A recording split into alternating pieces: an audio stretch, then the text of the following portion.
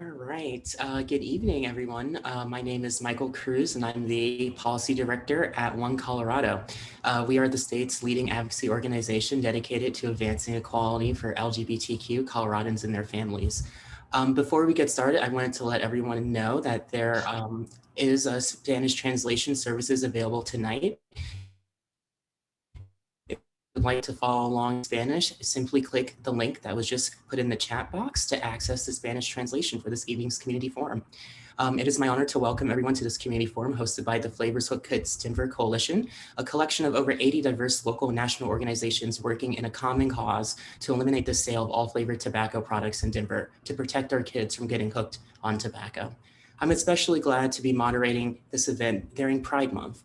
Overall, lesbian, gay, bisexual, transgender adults smoke at rates up to 2.5 times higher than straight adults, due in part to targeted marketing by big tobacco. For years, the tobacco industry has made efforts to appeal to LGBTQ consumers through things like targeted advertisements in LGBTQ press, cigarette giveaways, and free tobacco industry merchandise. Today, the LGBT community is among the hardest hit by tobacco. However, we are not the only ones disproportionately targeted by the tobacco industry, and you will hear from others tonight about just how pervasive this deceptive marketing is and the serious impact it has had on the health of millions of Americans for generations. Before we get started, let's cover a few housekeeping items so you can make the most of your experience tonight. First off, we wanted to let everyone know that this meeting is being recorded so we can share it with anyone who wasn't able to make it tonight. You will also be hearing from a panel of speakers representing a variety of perspectives. We want this to be interactive, so please use the question and answer function to submit any questions or comments. Let's start with a poll question. A box will pop up with the question where you'll have the opportunity to participate in the poll. This first question, it should be on your screen now. What percentage of kids who have ever used tobacco started with a flavored product? Was it 20%, 40%, 60, or 80%? And I'll just give you all a few seconds to put your answers in.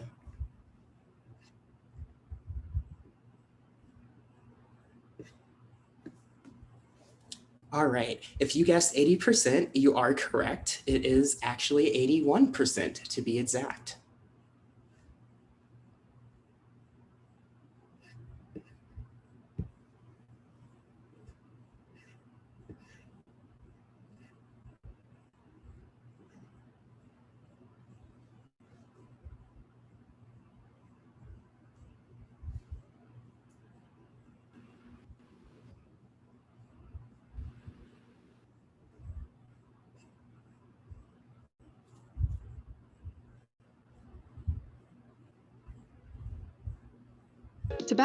After decades of progress to reduce cigarette smoking among youth, the tobacco industry has found a new way to hook its next generation of customers. Tobacco companies know that most smokers become addicted in their youth, and flavored products have long been their favorite strategy for luring young people into a lifetime of addiction.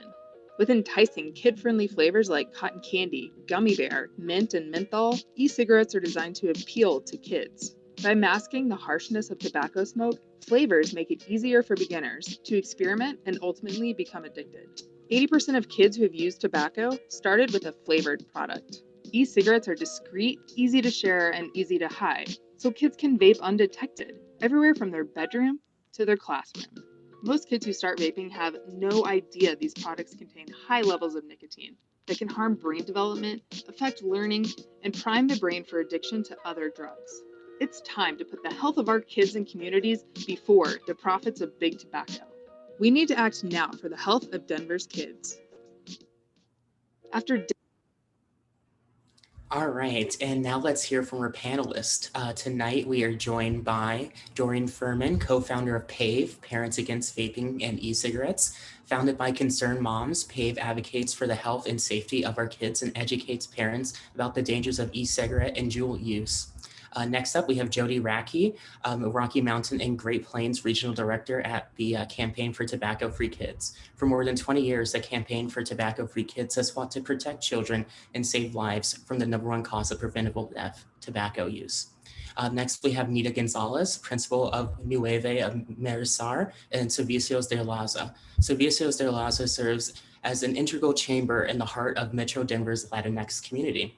And lastly, we have Dr. Philip Gardner, co-chair of the AATLCLC, the African American Tobacco Control Leadership Council. The AATLC educates the public about the effects of tobacco on Black American and African immigrant populations, the tobacco industry's predatory marketing tactics, and the need to regulate the sale of menthol and all flavored tobacco products.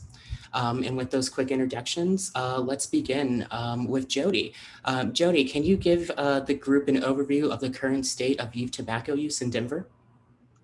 Yeah, thanks, Michael. And I just want to welcome everybody that's joining us tonight on this critical public health issue. That's really, we sometimes forget that there's an ongoing pandemic, and before the pandemic that there was an epidemic that was declared around youth vaping use across the country. And so I just want to extend a welcome to everybody and to set the stage for what our youth rates look like in Denver. And I don't think Denver differs tremendously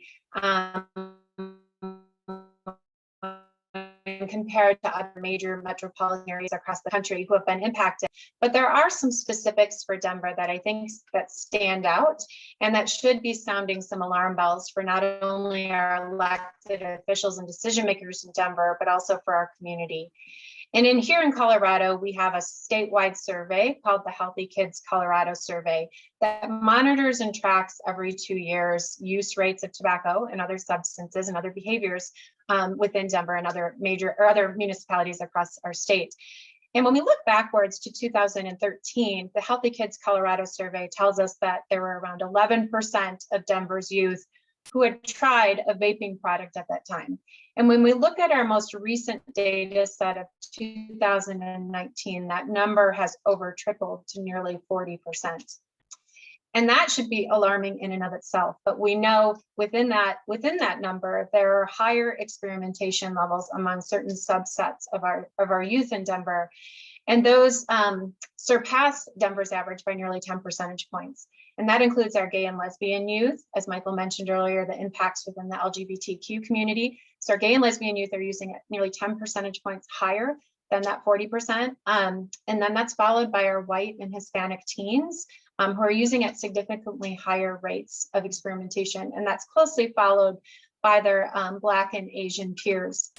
And we know kids don't simply experiment, but they often transition their use to combustible cigarettes. We know kids are 4 times more likely to do that when they try vaping products, but we also know that kids don't simply try and then stop. A lot of our kids continue their use. And when we look at use rates, frequent use rates in Denver, those kids who are using within the last 30 days, those numbers are comparable to what we see in other areas of the country. About 20% of Denver's kids are using vaping products currently in the last 30 days. And again, within subsets of Denver youth, we know that some of our population segments are using at higher levels than that. And those numbers surpass that number by, again, 10 percentage points. And that includes our bisexual youth, or those who identify as such, our kids that are identifying as multiracial, and their white peers.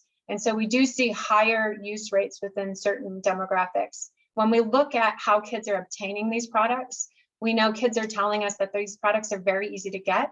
54% of our kids are telling us that it's very easy to get vaping products, and 46% very easy to get cigarettes in Denver. And they're citing that their number one way to obtain these products is finding an adult of legal age that's willing to go in and purchase these products for them, 1 in 4. And we know it doesn't stop with vaping products. We know there's increased tobacco use across Denver youth with other tobacco products, including cigarettes.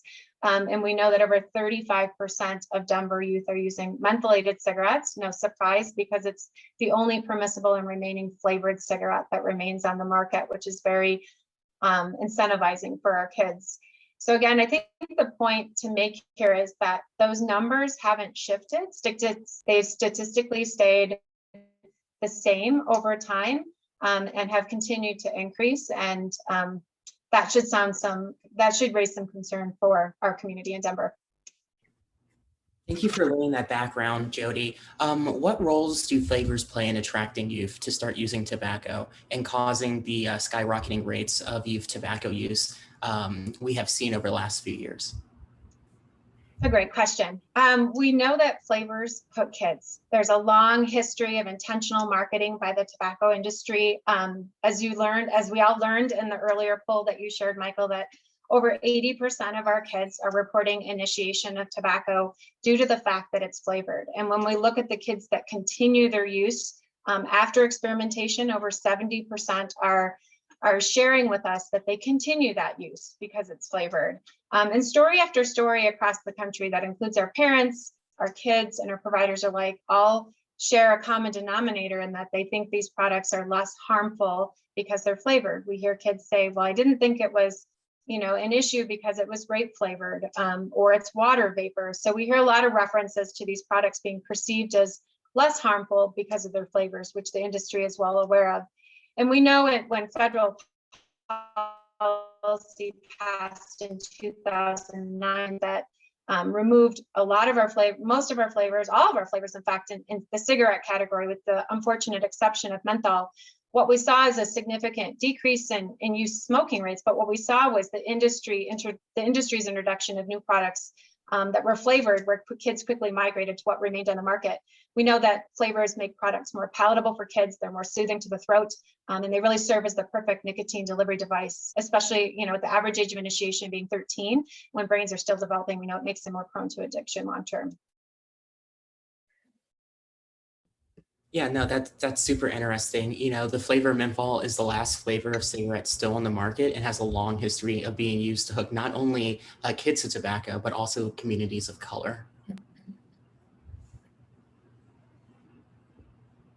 There's this issue in our community. Menthol was heavily targeted to the Black community. Cools and Salem and jazz festivals. There were a lot of dollars placed to get Black folks loyal to menthol. Because of the lies from this industry that is the enemy of people, and specifically the enemy of Black people. I do want to quote the industry. We don't smoke that. We just sell it. We reserve the right to smoke for the young, the poor, the Black, and the stupid. It seems like when it deals with Black folks specifically, nobody cares. Government don't care. We can't figure it out. The health disparities are wild. They have banned some tobacco products. What do you think is left out when that happens? Menthol. What cigarette product is probably making the bank? Why would you want to cut the money maker? It's not about a Black thing. It's a green money thing. Absolutely. Okay. But as long as it's hurting them Black folks, who cares? Who cares? Right.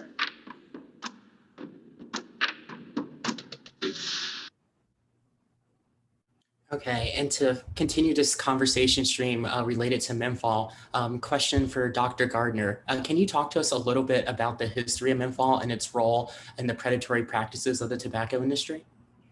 Well, look, thank you for having me. Let's keep one thing in mind. 50, 60 years ago in the 1950s,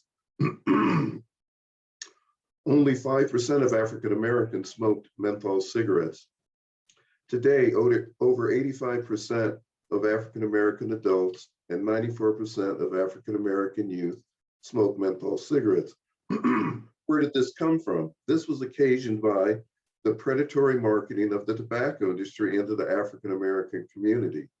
There are more advertisements in the African American community. There are more lucrative promotions in the African American community. And I guess what is most upsetting, the menthol cigarettes are cheaper in the African American community. As it said in the little video before, they spent money on giving money to musicians, giving money to community groups, giving money to, in fact, most African American groups, not all, but most, take money from the tobacco industry. They either buy their silence or they buy them as spokespersons for what they're talking about. Let's be clear, menthol is the ultimate candy flavoring. It's an anesthetic by definition. It allows for numbing and cooling. It allows for deeper inhalation. The deeper you inhale, the more nicotine and toxins you take in. The more nicotine and toxins you take in, the more addicted you become. The more addicted you become, the harder it is to quit. And we have data that shows that menthol cigarettes are very hard to quit. Many of us have been talking about here recently the moves by the Food and Drug Administration that just recently said they were going to begin the rulemaking process to remove menthol from the marketplace, one might ask, why didn't they remove it in the first place? In the second place, we can't stand by at the state and local level and wait on the FDA. It's been 11 years we've been waiting, 12 years we've been waiting on the FDA. I want to encourage folks around the country, folks in the state of Colorado and in the city of Denver to keep up the fight to get these products out of our community. Every day that they stay on the market, more kids get hooked. Every day that they stay on the market, more adults, particularly Black and Brown community, will die from it. Thank you for that, Dr. Gardner. In addition, menthol impacts LGBTQ, youth, Latino, and Hispanic communities. The Hispanic community represents roughly 1/3 of Denver's population, over half of students enrolled in Denver public schools. A recent survey showed 83% of Hispanic voters are concerned that flavored tobacco is a starter product. Nita, how has Big Tobacco's history of targeting racial and ethnic minorities impacted the Hispanic community?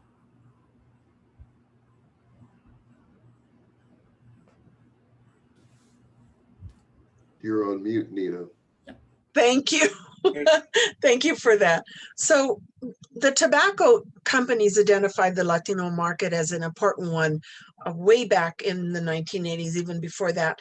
And they employed similar tactics that they used in the African-American demographic with a few slight changes. But why did they target? They targeted the Latino community for a couple of reasons. One is that we're a very young population. So the goal was to get people addicted early on so that they would stay loyal. That's the other piece. We're a very loyal consumer when it comes to brands. Once we get there, we're not going to leave. An example of that was a Cool Be True campaign that they launched, particularly marketing Latinos and young Latinos. And like they did in the African-American community, they sponsored concerts, created ads with young, attractive, racially mixed models. They also went as far as to support community-based organizations struggling to survive and meet and have services available to the community, but they funded them, but at the behest of the tobacco industry that said, now you can't, if any policy came around or anything to stop smoking or use of tobacco products, then you risked losing that funding. And actually they proved to be pretty successful with that model. And we're pretty diverse. The Latino community is a fairly diverse population, but the reality is we did find they found the consumers that they needed to support their product, because it was about selling and it was about their profits, not about our health. And like Dr. Gardner said, we've been waiting for policies, waiting for changes. And so I would say that Servicio de la Raza is a prime example of an organization who doesn't wait, who says we can't afford to wait. We are at risk of a higher rate of lung cancer, diabetes is complicated when using tobacco products.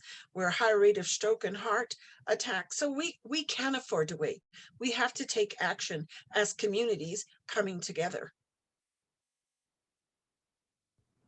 Thank you. And then now let's do a quick shift over to talk about the impact on youth.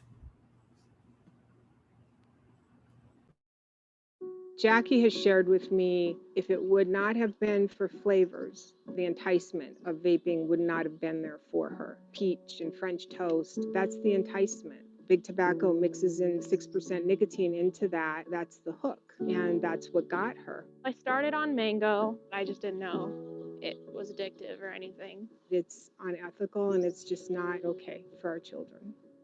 We need to act now for the health of Denver's kids.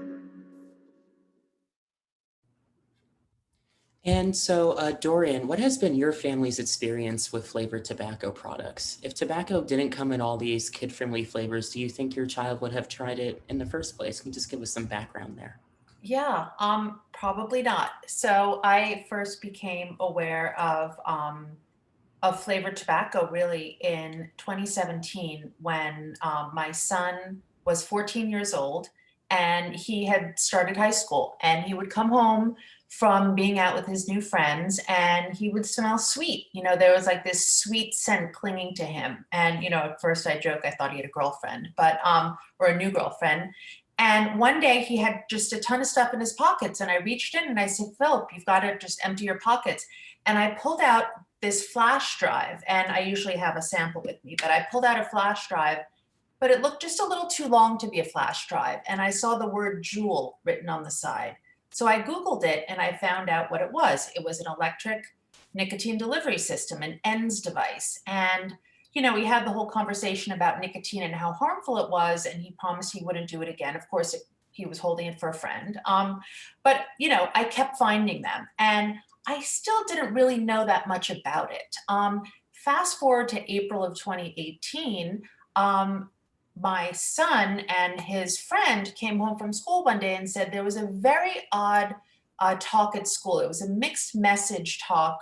An anti-addiction group had come in, and this man had given them a whole presentation, and he kept talking about how bad tobacco is, but Juul was different. And Juul, while they didn't want them as customers, was totally safe and about to get FDA approval, neither of which was true.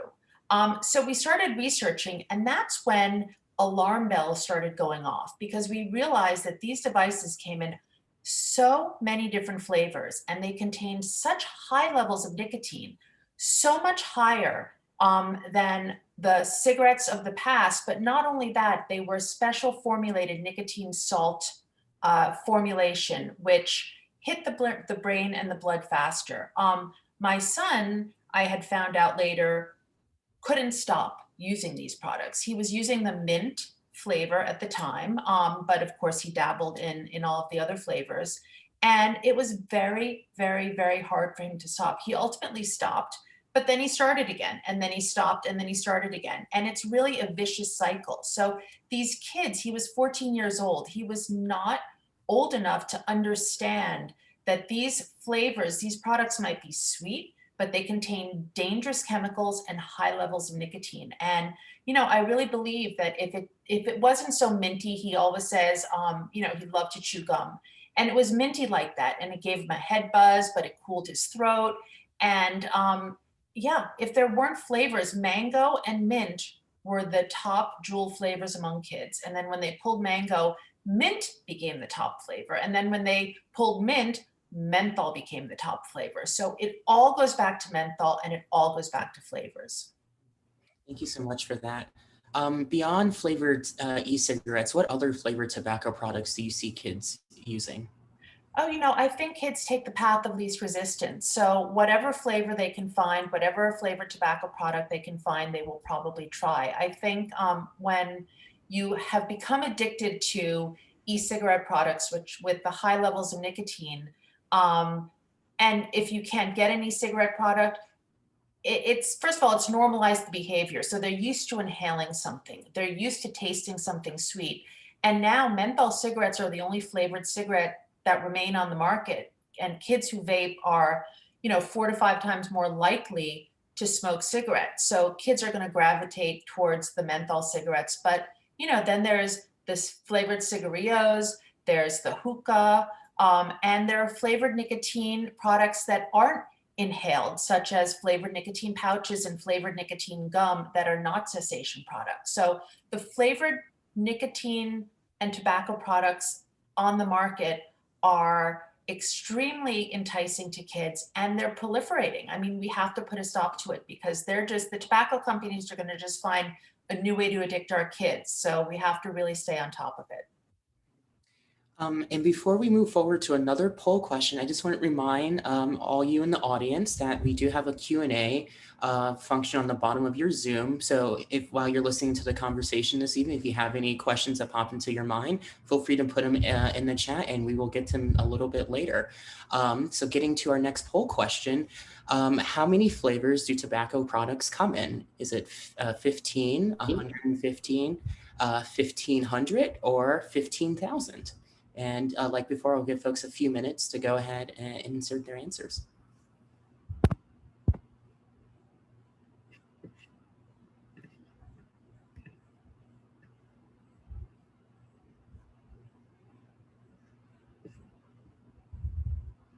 All right, and if everyone would just turn your attention to a quick video, the answer will be revealed. Through advanced analytics and data science, we've discovered how to put more teen into nicotine. Now we can get the next generation hooked on our addictive products. Okay, fine, it's not analytics and data. It's candy.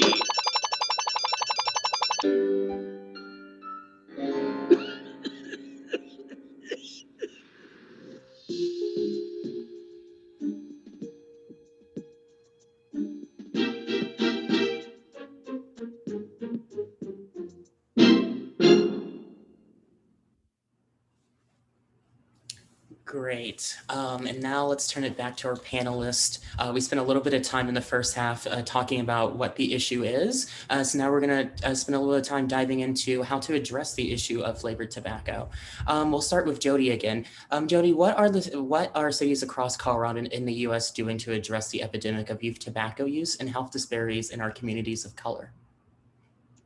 So I think the good news to that question, the bad news is what we just talked about in terms of there is a teen use epidemic across our country. But the good news is that we have a history of data that shows us exactly how we can reverse this trend. And some of you, I think, that are attending the webinar today probably remember that Colorado shared the headline of having the highest teen vaping use across the country at one point, which really incentivized, I think, a lot of local municipal work within the state of Colorado to be responsive to that. I don't think it's a headline that any of our decision makers were proud of, and we're really looking for evidence-based policies to reverse those trends that we were seeing. And so over the last several years, we've seen a lot of activity across the state of Colorado, and it's included several policies that have worked in that direction. And so I think to highlight what those three are, the first being increasing the price of tobacco products in a significant way. So some of you who are familiar with what's happened across the state know that a number of our municipalities, our voters have approved increasing the price of packs of cigarettes by between $2 and $4 a pack, which is not insignificant. And it was really precedent setting for some of the highest increases we've seen across the country. And again, approved by voters, I think, being responsive to the epidemic that's unfolded here. And with correlating rates and significant price increases on other tobacco products. And before the state passed our ballot initiative, including vaping products in that taxation for the first time in Colorado's history, which is definitely impactful and one of the most impactful ways we know to reduce use rates amongst our kids. The other policy that's been worked on quite extensively across the state is holding our retailers accountable. The industry for a long time has placed the focus on our youth in terms of penalties on purchase, use, and possession, and really allowed our retailers to escape any type of accountability. And so a number of our municipalities have been passing tobacco retail licensure laws that have a minimum number of required compliance checks to ensure that we are checking our retailers with frequency to make sure that they are not selling to those who are not of age. And so that's a policy piece that's been worked on pretty extensively across the state. And then lastly, what we've been talking about today, and on the earlier part of this forum, is a number of our communities have now taken an additional step to prohibit the sale of all flavored tobacco products. And we know when we say all flavored tobacco products, it really does need to be a policy that's comprehensive, that includes all products, all flavors, in all locations. Different products are used by different demographics based on how they're being marketed. And so we know in order to be equitable, it does have to include all three of those components. And so we have 5 communities within Colorado that have enjoined over 300 municipalities across the country, and multiple states who have done the same. And so we're excited by that progress. And we know there are a number of additional communities in the state that are interested in doing the same, including Denver. And some of you may remember before the state passed policy to raise the age of sale to 21 and pass state level requirements around licensure, that Denver took steps in that direction before the state policy passed. And so we see this as a logical next step for Denver to pass a policy and to serve as the safety net when federal policy fails Denver's kids and the state doesn't have a policy that protects Denver's kids, that our elected officials in Denver stand up for Denver's kids and serve as that safety net to protect them when other policies fail. And so we really do need Denver to take that next step.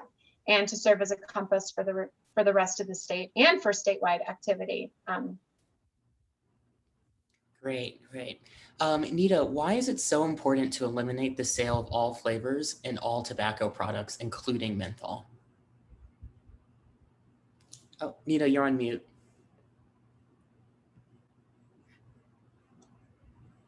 I'll get this down sooner or later, right before this whole webinar is over. Well, I think you heard Dorian's story. I think that's probably the most compelling reason that we need to take this on and eliminate all flavors and even menthol. And particularly, I have a concern when it comes to our young people and young people of color. When I find that 80% of youth ages 12 to 17 and nearly 75% of young adults 18 to 25 who were tobacco users, they reported their first tobacco product that they used was flavored, because Dorian explained it has a nice taste. It felt good inhaling or vaping. And so we understand that the industry is targeting our young people, and targeting them for what? They are targeting them to live lives that may put them at jeopardy as they grow and they're doing it at a time in their lives when they aren't making always the best decisions. And I think it's also important to know flavored mass-produced tobacco products are combusted tobacco products that can closely resemble cigarettes, and we know what's happening with vaping and disproportionately popular among youth.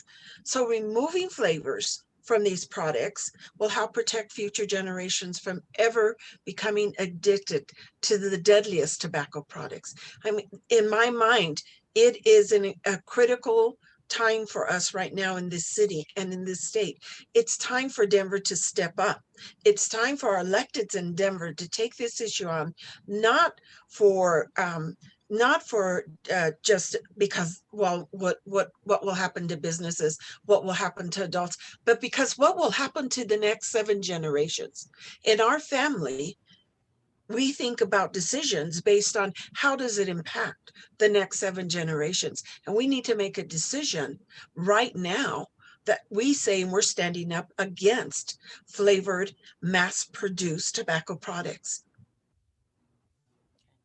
And we know tobacco companies try to deflect from their years of predatory practices and claim policies like eliminating the sale of flavored tobacco is what is really racist, not their practices. How would you respond to that claim, Dr. Gardner?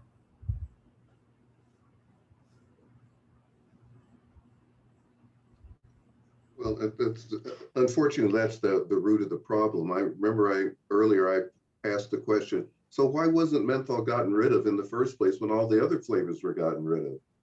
Because they knew, and I think was pointed out in the clip, that they only sell it to the black, the stupid, and etc. They are clear on that. But even more importantly, when we look at it, and we know this from today, and it's been true throughout, the tobacco industry, I think in the 2018 figures, is somewhere in the neighborhood of a $220 billion industry.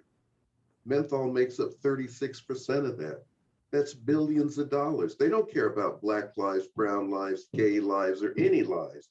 They only care about their bottom line. So you'll have some people going around saying, well, it's racist if you take the cigarettes away from blacks. The racism was the tobacco industry pushing it down our throats. That's the racism. And so it's imperative that we, I'm a public health doctor, but we as tobacco control activists actually target what's the problem here. The problem is the tobacco industry. It's not the black community, it's not women, it's not Latinos, it's the tobacco industry. That's where the racism is coming from.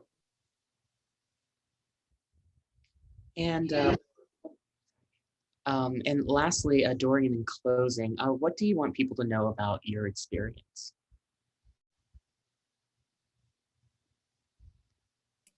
Thank you. Thank you so much. This is such great information. And, I think I just really want parents to know, that you can make a difference. When we found out that Juul had sent a representative into our kids' school, and when we started researching and we realized how predatory this company was, which by the way belongs to Philip Morris now in majority, and took a page right out of the big tobacco playbook. We looked around, we wanted to join the Mothers Against Drunk Driving of vaping, and it didn't exist. So we created it. And today we're in dozens of states. We advocate to end the sale of all flavored tobacco products. We always say we came to the table for flavored e-cigarette products, but the more we learned, we advocate for the ending the sale of all flavored tobacco products, but we also want to educate parents and communities. My experience is not uncommon. I think many families are living through the same thing right now, and some feel very alone. And I think it's helpful for them to understand that they're not alone. These products are so addictive, and people just don't really understand, how that manifests itself. And this extreme addiction can come out in a teen as extreme anxiety, depression, outbursts of anger, impulse control issues. It can create pathways for further addiction. And, teens' brains are forming. This is the time when they're learning. And if you put those high levels of nicotine into a teen's brain, you're changing it permanently. So we have to get these products off the market. We want parents to know that they're not alone. They can reach out to us if they want to get information, if they want to learn how they can help, if they just want someone to talk to. And I think at one point my son was being interviewed, and the journalist said, "How did you stop?" And he said, you can't stop alone. You need help. You have to ask a trusted adult. And if you don't feel you can go to your parent, you have to go to a teacher or a coach. But kids can't do it alone. And it's so important for them to have a safe space to talk to someone to help with this addiction. But if these products are left on the market, it's just a snowball effect. So I think the important thing is that parents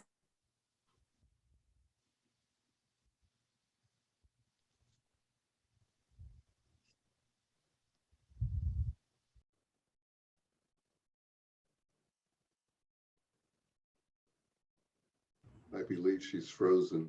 Yes, I think that is correct. So we'll see if Dorian can join us back. In the meantime, want to take the rest of the time this evening to just go through some of the questions from the audience. So I'll turn over to one of my colleagues, Rebecca Dubroff, and she'll be going through some of the questions that you guys have for the panelists. Thanks, Michael. So the first question is for Jody and Dorian. So Jody, if you can take this. Can you talk to us a little bit about how youth are accessing these products? Yeah, so there's a number of ways that kids obtain these products, and the Healthy Kids Colorado survey actually surveys our Denver's youth and youth across the state to ask how they're getting these products. And so they include questions around whether or not kids are accessing these via internet, or whether they're going to a physical location and purchasing them and presenting an ID, or if they're finding someone like a sibling to purchase for them, or a stranger that's of legal age to obtain the product for them. And the number one way that I mentioned earlier that the kids are telling us that they're accessing these products is by finding someone of legal age that's able to go in and purchase the product for them. So I think that speaks to some of our successes in state in terms of being able to curb some of these points of access through age of sale and retail licensure. But I think it puts an exclamation point to the fact that we need to remove flavors from the market, because we know that if they exist, that kids will still access them through willing adults that are, going in to purchase these products for them. And the way that we minimize that point of access is by removing the products that are being used by our kids and being used in a very limited way by adults. But it's largely through adult purchasing, those who are of legal age. Thank you. This next question is for anyone. What would you say to adults who want the choice to use any product?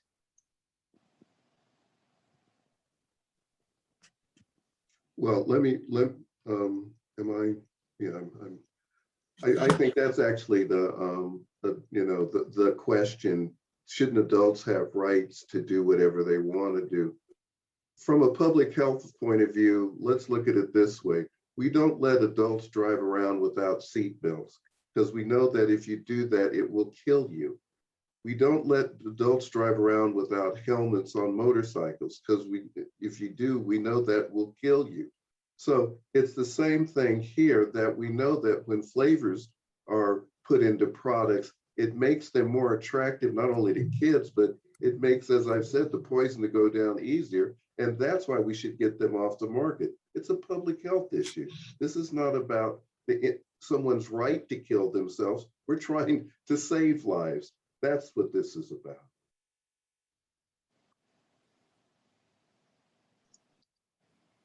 It's a hard question, Rebecca. Rebecca, the one thing that I would add too is just the point of these policy changes is really to prevent future generations from becoming the adults who are telling us that they wish they had either never started or would be supportive of policies that they know would prevent their own kids or grandkids from becoming adult users themselves. And we know that the unfortunate statistic that 80% of our adults who use tobacco products started before the age of 18 and 95% started before the age of 21. And to Dorian's point earlier, the average age of initiation being 13, and when a brain is developing and they really don't understand the gravity of these choices, they become the lifelong users and adults who wish they had never started and who try multiple times to make quit attempts before some of them are successfully able to do so. So I think just to remember that this policy is about preventing those adults, those kids from becoming those adults that wish, they didn't. So we're not looking 20, 30 years down the road and trying to look for ways to resolve this problem. We have the tools in our toolkit to be able to do it. Just requires, I think, our elected officials' will and desire to be leaders in this space and protect the public health of our kids.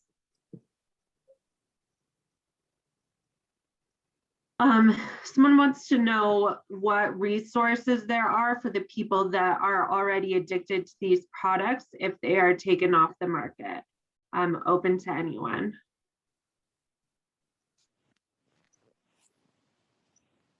I can respond to that, and if others want to chime in. Much like Colorado is much like other areas across the country, we have a national quit line with free resources to those who are looking for ways to assist in their quit attempts, and they're paired with a counselor that is specific to the product they use and the situation that they're in to assist them in those quit attempts. So it's 1-800-QUIT-NOW. It's a free number with free resources for those who are looking to make those quit attempts and to follow their journey. There are also additional resources in state that are youth specific, and those are run through one of our partner organizations at National Jewish that assist youth specifically with strategies that are youth oriented and helping them reach to reach their quit attempt. And when we look at the youth survey data here in state, the one concerning thing, I think, from the numbers I shared earlier about those who are trying products, but then also continuing their use in the last 30 days and becoming more frequent users, are starting to report intolerable cravings, not being able to stay focused for hours without having to stop and take a break and feeling those cravings kick in. And so we do see the frequency of use increasing, and we see those who are starting to demonstrate addictive qualities. And so it is important to have youth-oriented strategies to assist in their quit attempts as well. But there are resources in state. Can I just add to that? So I think that's right. I just want to encourage that when there's cessation services need to be provided. So in the bill that we're trying to get passed in Denver and the bills that we're trying to get passed all across the country, there needs to be written into the law cessation services, and they have to be culturally relevant and racially specific. We can't, one size doesn't just fit all. We need to keep that in mind. The cessation services that are available, they need to keep that in mind, that they need to be culturally relevant and racially specific. Keep in mind, and I guess it's to our benefit, hopefully if the FDA ever moves on the question of menthol, even though they say they're going to. We know it will take years. That's why we're still fighting at the local level. They actually mentioned that they want to work with other federal agencies to increase the amount of cessation services that are available. I think that's wholly appropriate, and that should be done.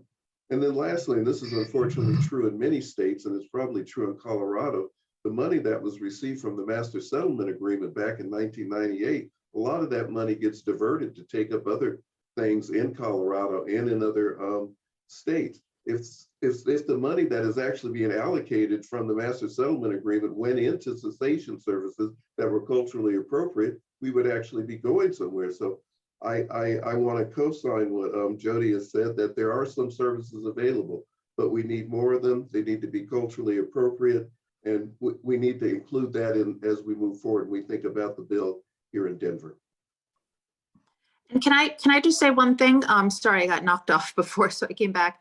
But you know, there is no approved FDA cessation product for kids who are addicted to e-cigarettes, and it doesn't exist. So first of all, have to prevent kids from addicted, but when they're addicted, you know, pediatricians will use different you know, nicotine replacement therapies off label, they say, because they're not approved really for anyone over the age of under the age rather of 18. So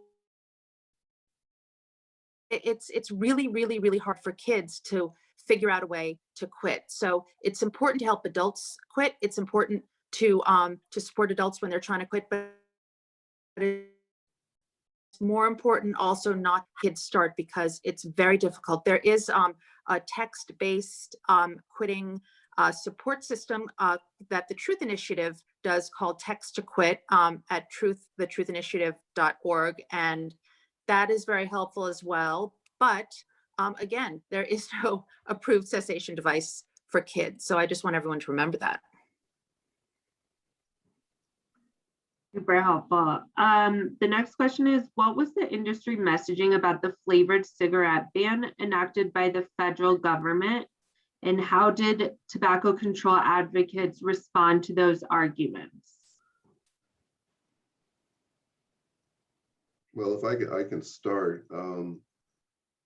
This discussion of should menthol be included in the flavor restrictions came to my knowledge only some years ago, that there was negotiations that actually members of the tobacco control movement were involved with Southern senators and the tobacco industry, that they would give menthol a pass. And part of the industry's argument, and this is where this first came out, they said, look, if you include menthol, there will be the growth of they use the term black market, I'm going to use the term an illicit market. And then they also are the ones the first put forward in 2008 when they're, you know, going after this for when it finally got passed in 2009, that this could lead to criminal behavior, and that could lead to criminalization of certain groups of people. They did it that broadly. That they actually did that then. Now they have other spokespersons that do that. They don't say that anymore. Obviously, I'm just reading the other part. Obviously, tobacco sales continue to be robust post implementation. The reason is the 13 flavored cigarettes that were gotten rid of were minuscule in their size in comparison to what menthol brought. Menthol, you know, 36% of the tobacco market. Licorice was 001, you know. Coffee was 002, you know. The other flavors didn't really make up anything. So that's why they continue to be robust, because they left the most robust flavors on the market, menthol.